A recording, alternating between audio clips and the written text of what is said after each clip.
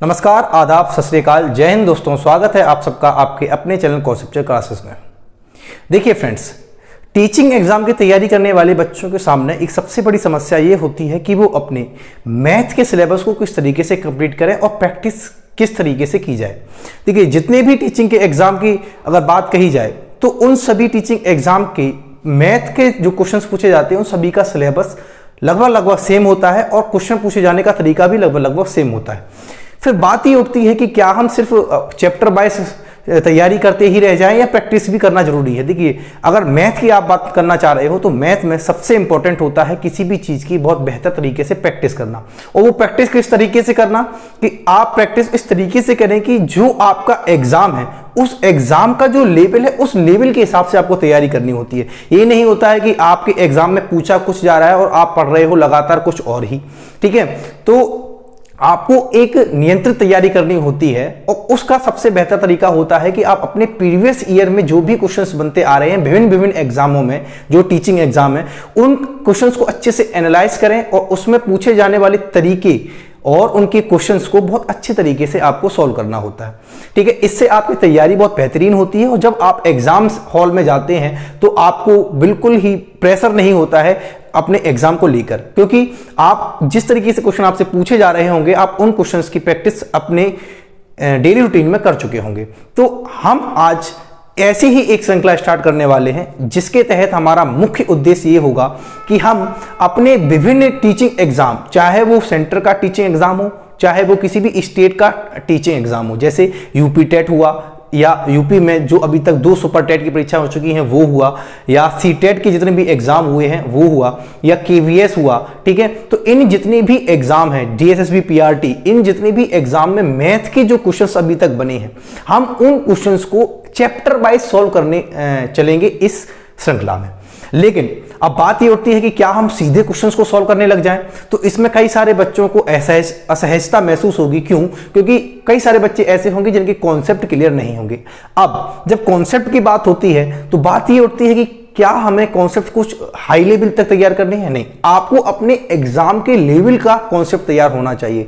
ठीक है, आप तैयारी कर रहे हैं टीचिंग एग्जाम की, ना कि एसएससी, सीजीएल या सीएचएसएल की। वहां पूछे जाने वाले क्वेश्चंस का लेवल अलग होता है और यहां पूछे जाने वाले क्वेश्चंस का लेवल अलग होता है। तो आप ये नहीं है कि आप एग्जाम की तैयारी कर रहे हैं टीचिंग की और लगा रहे हो कोई और लेवल की मैथ। ठीक है, तो आपको अपने लेवल के अकॉर्डिंग तैयारी करनी होगी। इसके लिए सबसे बेहतर तरीका यह है कि आप चैप्टर वाइज पहले कॉन्सेप्ट को समझें अपने लेवल के अनुसार और फिर उनके क्वेश्चंस जो प्रीवियस ईयर में पूछे गए उनको सॉल्व करें। इससे होगा क्या? इससे आपको क्वेश्चंस के पैटर्न समझ में आएंगे और एग्जाम में एग्जामिनर किस तरीके से सोचकर क्वेश्चन रख रहा है उनकी सोच को आप अच्छे से कैच कर पाएंगे। ठीक है, तो इस श्रृंखला को हम ऐसे ही स्टार्ट करेंगे। सबसे पहले एक चैप्टर को हम उठाएंगे, उस चैप्टर के कॉन्सेप्ट्स को समझेंगे और उन कॉन्सेप्ट्स को जब पूरा क्लियर कर लेंगे फिर उन कॉन्सेप्ट को क्लियर करने के बाद हम उनकी प्रैक्टिस करेंगे। अब इन प्रैक्टिस में हम क्या आधार रखेंगे? इनकी प्रैक्टिस में हम उन क्वेश्चंस को रखेंगे जो अभी तक के एग्जाम में, टीचिंग एग्जाम में पूछे जा चुके हैं, चाहे वो किसी का स्टेट लेवल टेट का एग्जाम हो या सुपर टेट हो या कोई भी सेंटर का एग्जाम हो टीचिंग से रिलेटेड। ठीक है, तो इससे हमारी मदद जो होगी आगे आने वाले स्टेट टेट के एग्जाम, चाहे वो यूपी टेट हो, ठीक है, या केवीएस का एग्जाम हुआ, उसमें ये जो श्रृंखला होगी ये सभी टीचिंग एग्जाम के लिए बहुत ही इंपॉर्टेंट रोल आपके लिए अदा करेगी। ठीक है, तो ये था इंट्रो, ये बात समझने के लिए कि ये श्रृंखला पर हम लोग करने क्या जा रहे हैं। अब बात होती है कि आपको क्या करना है। आपको सिर्फ इतना करना है कि जो यहां पर पढ़ाया जाएगा उसको, जो पढ़ा हुआ है आपका तो कोई दिक्कत की बात नहीं है, आपको रिवाइज करना है। ठीक है, क्विकली रिवीजन कर लेना है फास्ट फॉरवर्ड मोड में लगाकर, और फिर जब क्वेश्चंस को हम सॉल्व करेंगे तो क्वेश्चन को सॉल्व करते समय जैसे ही क्वेश्चन आपकी स्क्रीन पर दिखेगा आपको क्या करना है? थोड़ी देर के लिए पॉज करना है, फिर उस क्वेश्चन को सॉल्व करना है। समय आप खुद निर्धारित कीजिए कि आपकी परीक्षा में किस हिसाब से आपको समय देना है। ठीक है, यहां हम सिर्फ मैथ की प्रैक्टिस अभी करेंगे, तो अभी हम सिर्फ और सिर्फ मैथ की चर्चा करेंगे। ठीक है, अगर कोई और श्रृंखला हम चालू करेंगे तब वहां पर हम किसी अन्य सब्जेक्ट की चर्चा करेंगे। अभी हमें यहाँ पे सिर्फ डेडिकेटेड फोकस है हमारा किस पर? मैथ सब्जेक्ट को लेकर। देखिए, बहुत सारे लोगों की हमारे सामने क्वेरी ये आई थी कि सर अभी तक मार्केट में हमें कोई एक ऐसी बुक भी नहीं मिली है जिसमें चैप्टर वाइज हर टीचिंग एग्जाम के क्वेश्चंस बने हों। तो मैंने ये जिम्मा उठाया है कि मैं अपने YouTube चैनल पर आपको इस समस्या का समाधान दूं कि मैं आपको चैप्टर वाइज प्रीवियस ईयर के क्वेश्चंस को मैं इकट्ठा कर रहा हूं हर अलग अलग एग्जाम का, और उनको फिर मैं क्या कर रहा हूं चैप्टर वाइज इकट्ठा करके उनको आपको सॉल्व कराऊंगा। मैं मैक्सिमम लिमिट रखूंगा 200 से 250 क्वेश्चन आपको एक एक चैप्टर के करवाए जाएं, और वो क्वेश्चंस के तहत आपके ना सिर्फ कॉन्सेप्ट क्लियर हो बल्कि आप के अंदर का जो भय है मैथ को लेकर वो भी आपका क्लियर हो। ठीक है, अब इस श्रृंखला में आगे बढ़ने से पहले आपको यह सूचना जरूर दे दी जाए कि एक टीचर का जो मोटिवेशन होता है वो होता है कि बच्चों को वो वीडियोस समझ में आ रही है या नहीं आ रही है, बच्चों का उस वीडियोस के प्रति रिस्पांस क्या है। तो आपका काम ये होगा कि आपको इन श्रृंखला की जितनी भी वीडियोस हैं उनको ज़्यादा से ज़्यादा शेयर करना होगा, ज़्यादा से ज़्यादा लोगों तक पहुँचाना होगा, अपने दोस्तों तक जो टीचिंग एग्जाम की तैयारी कर रहे हैं, जिससे कि जो हमें मोटिवेशन मिल सके कि हम जो काम कर रहे हैं वो आपके बेहतर भविष्य के लिए सही है, और आपको उसकी रिएक्शन मिल रहा है, आपको समझ में वो चीज़ें आ रही हैं, आप हमें प्यार दे रहे हैं। ठीक है, तो बिना कुछ देरी किए हुए हम आगे बढ़ते हैं, और आज हम जो स्टार्ट करेंगे बिल्कुल बेसिक से पहला ही चैप्टर हम समझेंगे नंबर्स के बारे में। आपने देखा होगा कि जितने भी एग्जाम हैं उन टीचिंग के एग्जाम हैं उन सभी के एग्जाम की सिलेबस में नंबर्स के बारे में आपसे पूछा जाता है। कहीं कहीं लिखा होता है कि डिस्क्राइबिंग अबाउट नंबर्स, ठीक है, कहीं लिखा होता है नंबर सिस्टम के रूप में नंबर्स को दे दिया जाएगा। तो हमें नंबर्स के बारे में पढ़ना ही पढ़ना है, और इसके हमें ये भी देखना है कि इनसे अभी तक विभिन्न विभिन्न टीचिंग के एग्जाम में क्या क्या क्वेश्चंस बने हैं, और हमें उन क्वेश्चंस को सॉल्व भी करना है। अब मैं सीधे सॉल्व क्वेश्चन को प्रैक्टिस करवाने लग जाऊं तो ये मेरा दिल गवाही नहीं दे रहा है कि ऐसा करना उचित होगा, क्योंकि जिन लोगों का पढ़ा हुआ है वो लोग तो बहुत आसानी से करते चले जाएंगे, जिनका पढ़ा नहीं है वो असहज महसूस करेंगे और फिर वो स्किप करेंगे वीडियो या वीडियो छोड़कर चले जाएंगे। तो उनके भविष्य के लिए भी हमें चिंता करनी है, सबको मिलजुल कर साथ चलना है। तो इसलिए सबसे पहले हम कॉन्सेप्ट को क्लियर करेंगे। तो कॉन्सेप्ट में सबसे पहले हम समझेंगे कि नंबर्स के बारे में। देखिए, अगर नंबर्स की बात कही जाए, सबसे पहले नंबर्स की बात जैसे ही आपसे कही जाती है तो आप सोचते हैं नंबर है क्या। आप यही सोचेंगे कि नंबर है क्या। तो नंबर होते हैं कि जो भी काउंटिंग है, देखिए जो भी काउंटिंग है रियल वर्ल्ड में जहां हम रहते हैं वहां हम किसी ना किसी की काउंटिंग करते ही हैं। जैसे 4 आलू, 2 आलू, ठीक है, 4 संतरे, 5 कुर्सी, ये क्या है, ये सब हम काउंटिंग कर रहे हैं। और इन काउंटिंग को हम लिखेंगे, जब लिखने की बारी आएगी तो हम लिखेंगे। तो लिखने के लिए हम जो डिनोट कर रहे हैं, हर एक चीज के लिए जो डिनोशन दिया गया है वही नंबर्स कहलाता है। मतलब जैसे अगर मैं कहूं कि ये 2, अब ये 2 बोल रहा हूं तो अलग चीज है, वो काउंटिंग में हो गया, लेकिन 2 जब मैं लिखूंगा तो ये क्या हो गया, एक नंबर हो गया। बिल्कुल सही बात है, ये क्या हो गया, 2 एक नंबर हो गया। अब मैं ये पूछूं कि इस नंबर में, बिल्कुल बेसिक से चल रहे हैं, अगर मैं ये पूछूं कि इस नंबर में डिजिट कितने हैं, अंक कितने हैं, तो आप कहेंगे सर इस नंबर में सिर्फ एक डिजिट है, और वह डिजिट क्या है, 2 है। यानी ये जो नंबर बना हुआ है वो सिर्फ एक सिंगल डिजिट से बना हुआ नंबर है। ऐसे ही मैं कहूं कि अगर एक काउंटिंग है 12 की और मैंने ये 12 काउंटिंग दिखाई है, तो डिनोट जिससे कर रहा हूं वह क्या कहलाया, नंबर कहलाया। यानी 12 12 एक क्या है, नंबर है, एक संख्या है। अब मैं ये पूछूं कि इस नंबर में, इस संख्या में कितने डिजिट हैं, तो आप कहोगे सर 1 और 2, यानी कितने डिजिट हैं, 2 डिजिट हैं। यानी ये नंबर जो बना हुआ है वो 2 डिजिट से बना हुआ नंबर है। आई होप आपको समझ में आ रहा होगा। तो नंबर की डेफिनेशन तो यही होती है कि काउंटिंग को हम जिस से रिप्रेजेंट करते हैं, जिससे निरूपित करते हैं, हम उसी को क्या कहते हैं, नंबर्स कहते हैं, संख्याएं कहते हैं। फिर बात ये उठती है कि संख्याओं के टाइप क्या है, संख्याएं कितने प्रकार की होती हैं, हमें ये समझना होगा। क्योंकि हमारे एग्जाम में बहुत बार ये पूछा जाता है कि अपरिमेय संख्याएं क्या होती हैं, यानी रेशनल नंबर्स क्या होते हैं, इरेशनल नंबर्स क्या होते हैं। तो जब तक हमें इनकी बेसिक नॉलेज नहीं होगी, हम बता ही नहीं सकते हैं कि रेशनल और इरेशनल नंबर में क्या डिफरेंसेस होते हैं और क्या रेशनल और इरेशनल नंबर्स होते हैं। तो आइए सबसे पहले हम लोग नंबर्स के टाइप को एक चार्ट के जरिए समझेंगे, क्योंकि चार्ट से अगर आप एक बार समझ गए तो आपको इनके टाइप्स में कोई भी कंफ्यूजन नहीं होगी, आप इनके टाइप्स को बहुत आसानी से कर पाएंगे। आइए फ्रेंड्स, देखिए अगर मैं नंबर्स की बात करूं तो नंबर की डेफिनेशन को आपने समझ ही लिया है कि हर वो काउंटिंग जिसको हम रिप्रेजेंट करते हैं किसी ना किसी डिजिट के थ्रू, वो नंबर्स कहलाते हैं। अब ये नंबर एक सिंगल डिजिट का भी हो सकता है और मल्टीपल डिजिट के नंबर भी हो सकते हैं। इतनी बात क्लियर है। तो नंबर की अगर हम लोग सबसे पहले टाइप की बात करें तो नंबर बेसिकली 2 टाइप्स के होते हैं। बेसिकली अगर बात कही जाए तो कितने टाइप के होते हैं, 2 टाइप के होते हैं। इसमें एक होता है आपका रियल नंबर जिसको हम कहते हैं वास्तविक संख्याएं, और एक होता है आपका इमेजिनरी नंबर जिसको हम कहते हैं क्या, काल्पनिक संख्याएं, ठीक है। बाइलिंगुअल क्लास चल रही है। बाइलिंगुअल का मतलब है कि मैं हिंदी और इंग्लिश दोनों में समझा रहा हूं, जिससे दोनों ही मीडियम के माध्यम के छात्रों को कोई भी समस्या ना हो, ठीक है। क्योंकि देखिए नंबर्स की बात करते हैं तो बेसिकली 2 टाइप्स के होते हैं, एक रियल नंबर जिसको हम कहते हैं वास्तविक संख्या, एक होता है इमेजिनरी नंबर जिसको हम कहते हैं काल्पनिक संख्या।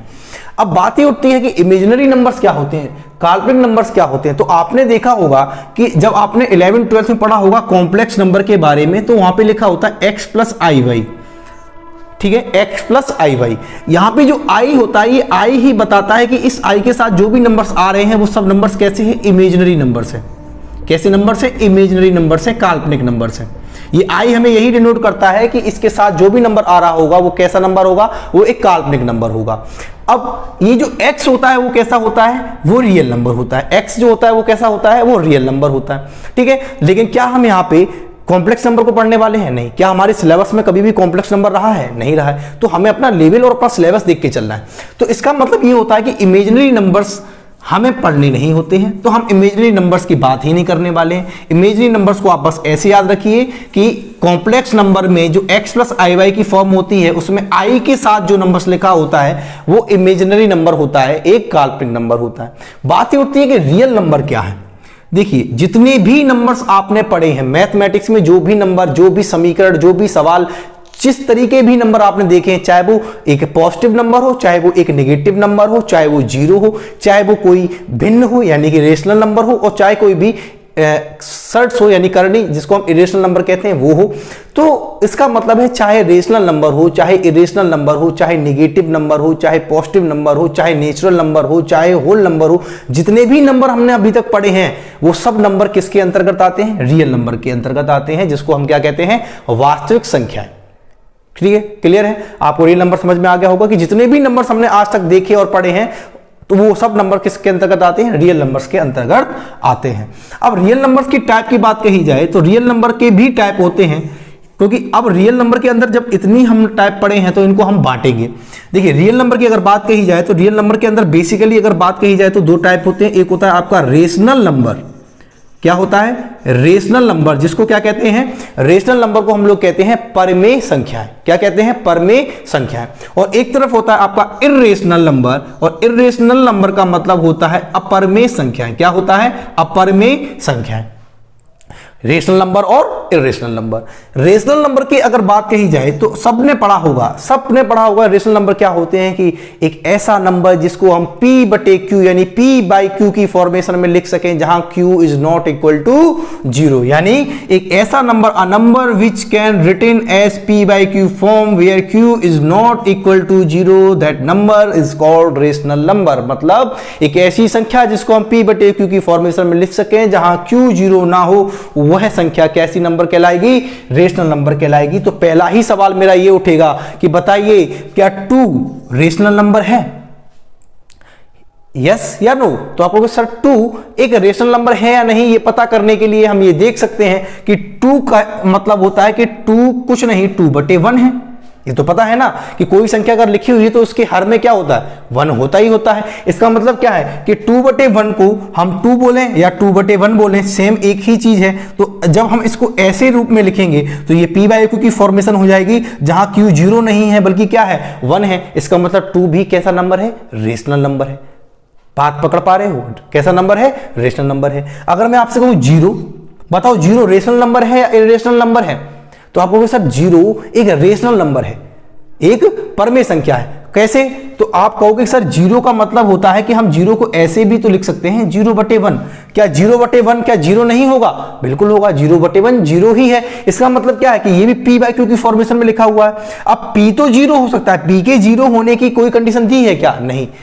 कंडीशन ये कि q 0 नहीं होना चाहिए, क्योंकि अगर कहीं भी हर में 0 हो जाता है ना तो वो संख्या अनडिफाइन हो जाती है, यानी उसको हम डिफाइन नहीं कर सकते हैं, परिभाषित नहीं कर सकते हैं। इसलिए q 0 नहीं होना चाहिए, यानी हर 0 नहीं होना चाहिए। तो हर में तो 1 है, 0 है ही नहीं। इसका मतलब 0 भी एक कैसा नंबर है? 0 भी एक रेशनल नंबर है।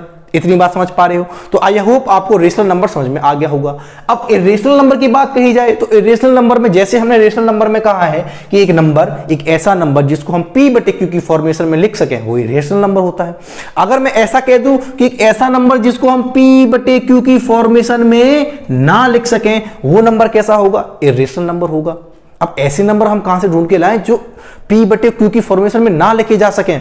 तो आप देखोगे कि रूट टू एक ऐसा नंबर है जिसको आप p बटे q की फॉर्मेशन में नहीं लिख सकते हो, ठीक है ना। रूट टू एक ऐसा नंबर है जिसको आप p बटे q की फॉर्मेशन में नहीं लिख सकते हो। ऐसे ही पाई भी एक ऐसा नंबर है। बहुत से लोगों को कंफ्यूजन होती है कि सर पाई रेशनल नंबर है या इरेशनल नंबर है, और कई बार टेट के एग्जाम में ये पूछा भी गया कि पाई कैसा नंबर है, रेशनल नंबर है या इरेशनल नंबर है। तो पाई एक इरेशनल नंबर है।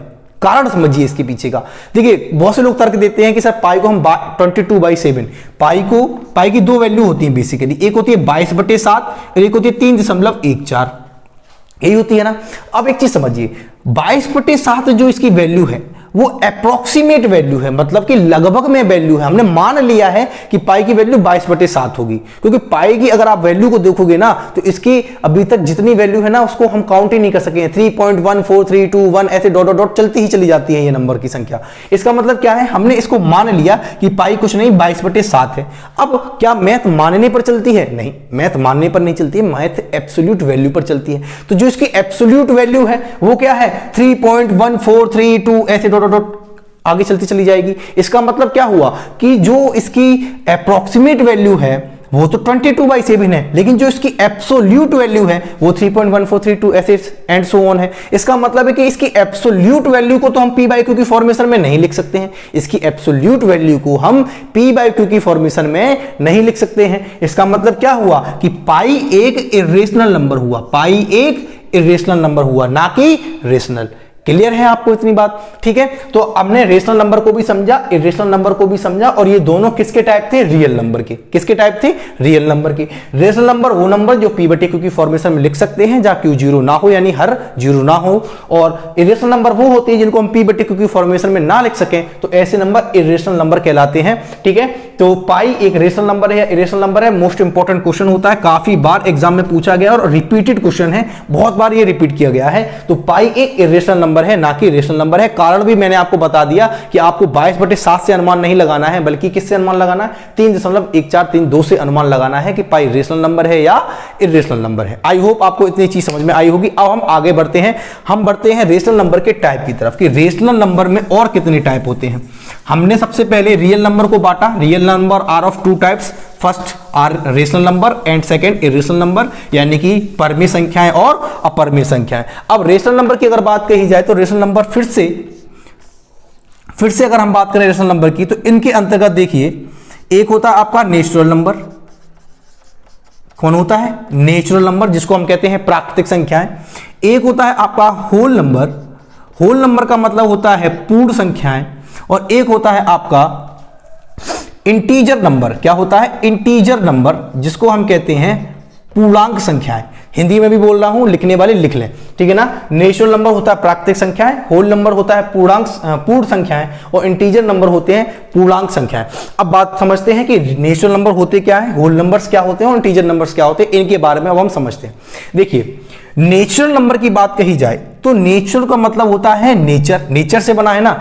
देखिए, नेचर में कभी भी कोई चीज आधी होती है क्या? नेचर में कभी भी कोई आधी होती है? नहीं। कभी कोई चीज पॉइंट में होती है क्या नेचर में? नहीं। कभी कोई चीज नेचर ने हमें नेगेटिव में दी है? नहीं। नेचर ने जो कुछ भी दिया है हमें सब पॉजिटिव दिया है और पूरा दिया है। इसका मतलब क्या है? हमें 1 मिलेगा, हमें 2 मिलेगा, हमें 3 मिलेगा, हमें 4 मिलेगा, हमें 5 मिलेगा, ठीक है। ऐसे हमें मिलता चला जाएगा। हमें 100 मिलेगा, 200 मिलेगा, 300 मिलेगा, लेकिन कभी भी हमें माइनस का 2 नहीं मिलेगा नेचर में, नेगेटिव नहीं होता है। इसका मतलब क्या है कि नेचुरल नंबर की बात करेंगे तो हमें नेचर से याद रखना है, और नेचर कभी भी हमें नेगेटिव चीज नहीं देती है, कभी भी हमें आधे पौने में चीज नहीं देती है। हमेशा हमें जो देती है वो पूरी चीज देती है, वो भी पॉजिटिव देती है। तो 1 2 3 4 5 dot dot dot and so on, ऐसे अगर हम चलते चले जाएं तो ये सारे नंबर कौन से नंबर होंगे? नेचुरल नंबर होंगे। आई होप आपको नेचुरल नंबर समझ में आया होगा। अब हम समझते हैं होल नंबर्स के बारे में। होल नंबर्स को अगर आप कहें तो होल नंबर होती हैं पूर्ण संख्याएं। हिंदी में क्या कहते हैं? पूर्ण। अब देखिए, पूर्ण ये कब होंगी? नेचुरल नंबर में अगर मैं सिर्फ जीरो को और ले आऊं तो ये जो नेचुरल नंबर है यही होल नंबर्स बन जाएंगे। यानी जो नेचुरल नंबर थे वो 1 से स्टार्ट थे, 1 2 3 4 5 6 एंड सो ऑन। अगर इसको मैं जीरो से स्टार्ट कर दूं तो ये नंबर्स कौन से नंबर हो जाएंगे? होल नंबर्स हो जाएंगे। इसका मतलब है कि अगर जीरो की होल नंबर्स की बात करेंगे तो ये काउंटिंग कहां से स्टार्ट होगी? 0 1 2 3 4 एंड सो ऑन। ठीक है, तो नेचुरल नंबर और होल नंबर में सिर्फ इतना अंतर है कि नेचुरल नंबर 1 से स्टार्ट होते हैं और होल नंबर 0 से स्टार्ट होते हैं। क्लियर है बात? अब देखिए, इंटीजर नंबर की जब आप बात करेंगे तो integer number basically are of two types. ठीक है ना, एक आप रख देते हैं नेगेटिव इंटीजर्स और एक आप रख देते हैं पॉजिटिव इंटीजर। इसको हमने अपनी सुविधा के अनुसार बांटा है, इनको हमने अपने अध्ययन की सुविधा के अनुसार बांट रखा है। ठीक है, बाकी नंबर तो आपको सिर्फ दो ही थे, एक रियल नंबर एक इमेजिनरी नंबर, लेकिन हमने फिर अपनी सुविधा के अनुसार इनको और बांटते चले गए, इनको और डिस्क्राइब करते चले गए कि रियल नंबर की बात करें तो इसमें रेशनल नंबर भी आते हैं, इरेशनल नंबर भी आते हैं। रेशनल नंबर की बात करें तो इसमें नेचुरल नंबर भी आते हैं, होल नंबर भी आते हैं और इंटीजर नंबर भी आते हैं। अब इंटीजर नंबर की बात करें तो पूर्णांक संख्या। देखिए, जो नंबर लाइन आपने देखी होगी, ठीक है, अब ये कोई नहीं कहेगा कि सर हमने नंबर लाइन नहीं देखी। नंबर लाइन हर एक बच्चे ने देखी होगी। आपकी मैथ की बुक में नंबर लाइन देखने को मिलती है। कक्षा 5-6 की किताब भी अगर आप उठाओगे तो उसमें भी नंबर लाइन आपको दी जाती है। नंबर लाइन की बात कही जाए तो नंबर लाइन 0 बीच में रखा जाता है। नंबर लाइन में ये जो होती है राइट साइड होती है और राइट साइड हमेशा पॉजिटिव को दर्शाती है। राइट साइड हमेशा किसको दर्शाती है? पॉजिटिव नंबर को दर्शाती है। और लेफ्ट साइड हमेशा किसको दर्शाती है? नेगेटिव नंबर को दर्शाती है। बात समझ में आ रही है? तो यही नंबर लाइन होती है। तो जो नंबर लाइन में जितने भी नंबर आपको दिख रहे हैं वो सभी नंबर कैसे हैं? इंटीजर नंबर है। तो इंटीजर नंबर तो बहुत आसान हो जाएंगे आपके लिए। इंटीजर नंबर जब भी आपसे बोला जाए आपको नंबर लाइन याद रखनी है कि नंबर लाइन में क्या था? सेंटर पे 0 था, राइट साइड में पॉजिटिव नंबर, लेफ्ट साइड में नेगेटिव नंबर। मतलब कि 0 प्लस का 1 माइनस का 1 दोनों ही पूर्णांक हैं, प्लस का 2 माइनस का 2 दोनों ही इंटीजर नंबर में आएंगे, प्लस का 3 माइनस का 3 दोनों ही इंटीजर नंबर में आएंगे, प्लस का 4 माइनस का 4 दोनों ही इंटीजर नंबर में आएंगे, प्लस का n माइनस का n दोनों ही इंटीजर नंबर में आएंगे। इस n में 100 भी हो सकता है, 200 भी हो सकता है, 300 भी हो सकता है। जनरलाइज नंबर हमने n ले लिया। इसका मतलब क्या है कि इंटीजर नंबर वो नंबर्स होते हैं that are represent in number line. वह नंबर्स जो नंबर लाइन में रिप्रेजेंट होते हैं उन नंबर्स को हम इंटीजर नंबर्स कहते हैं, पूर्णांक संख्याएं कहते हैं। अब integer numbers are of two types, ये भी दो प्रकार के होते हैं। एक होता है नेगेटिव इंटीजर्स यानी जिसको हम ऋणात्मक पूर्णांक संख्या कहते हैं, और एक होता है पॉजिटिव इंटीजर जिसको हम लोग धनात्मक पूर्णांक संख्या कहते हैं। ऋणात्मक का मतलब होगा कि जो लेफ्ट साइड में लिखे हुए नंबर लाइन के जो लेफ्ट साइड में नंबर आ रहे हैं वो सब ऋणात्मक नंबर है, यानी कि -1 -2 -3 एंड सो ऑन। ये सब नंबर आपके नेगेटिव इंटीजर्स के अंतर्गत आएंगे। और अगर पॉजिटिव इंटीजर की बात कही जाए तो आप ध्यान दीजिए, पॉजिटिव इंटीजर में हम 0 नहीं लेंगे। बहुत से लोग पॉजिटिव इंटीजर में कहां से स्टार्ट करते थे? 0 1 2 3। नहीं, पॉजिटिव इंटीजर कहां से स्टार्ट होंगे? 1 2 3। राइट साइड में जो नंबर लिखे हुए हैं वो सब पॉजिटिव नंबर है। यानी 0 ने क्या कर दिया? बंटवारा कर दिया। 0 ने कहा कि मेरी लेफ्ट साइड में जितने भी नंबर हैं वो सब नेगेटिव इंटीजर कहलाएंगे और मेरी राइट साइड में जितने भी नंबर हैं वो सब पॉजिटिव इंटीजर कहलाएंगे। फिर पूछा गया कि 0 आप क्या कहलाओगे? तो उसने कहा देखो 0 का मतलब होता है कुछ नहीं, मैं कुछ नहीं हूं, यानी ना तो मैं नेगेटिव हूं ना ही मैं पॉजिटिव हूं, मैं अपने आप में क्या हूं? एक 0 हूं। इसलिए 0 को बहुत से लोग एक अलग टाइप में पढ़ते हैं और उसको कहते हैं 0 इंटीजर। ठीक है ना, 0 इंटीजर। अगर 0 इंटीजर बोला जा रहा है तो 0 इंटीजर कुछ और नहीं, बस इसके अंदर सिर्फ और सिर्फ 0 रखा जाएगा। ठीक है ना, बहुत से लोग कहते हैं कि 0 पॉजिटिव है।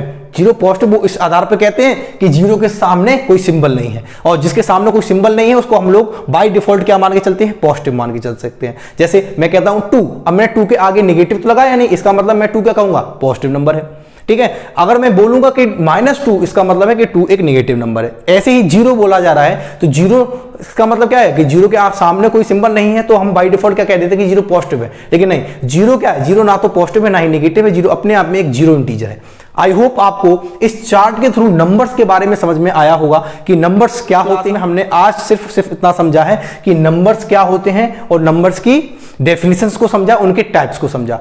अगली वीडियो में हम लोग इसके आगे की चर्चा करेंगे और बहुत जल्दी से इनके कॉन्सेप्ट को समझने के बाद हम लोग प्रीवियस ईयर में इन चैप्टर पे जो भी क्वेश्चंस बने उन सभी क्वेश्चंस को सॉल्व करेंगे। आई होप आपको आज की क्लास समझ में आई हो। अगर कोई भी फीडबैक के तौर पर कुछ भी आपको कहना है तो आपके लिए कमेंट बॉक्स खुला हुआ है, आप अपने सुझाव जरूर दें। ठीक है, और वीडियो को जितना ज़्यादा से ज़्यादा शेयर कर सकते हैं उतना ज़्यादा से ज़्यादा शेयर करके आप अपने भावी शिक्षकों, जो शिक्षक होने वाले दोस्त हैं, उन सभी दोस्तों तक इन वीडियो को पहुँचाएं और उनसे कहें कि आपकी मैथ सब्जेक्ट के लेकर जो समस्या है वो आपकी सॉल्व हो जाएगी इन वीडियोस के माध्यम से। चलिए जय हिंद दोस्तों, मिलते हैं अगली वीडियो में एक नए कॉन्सेप्ट के साथ।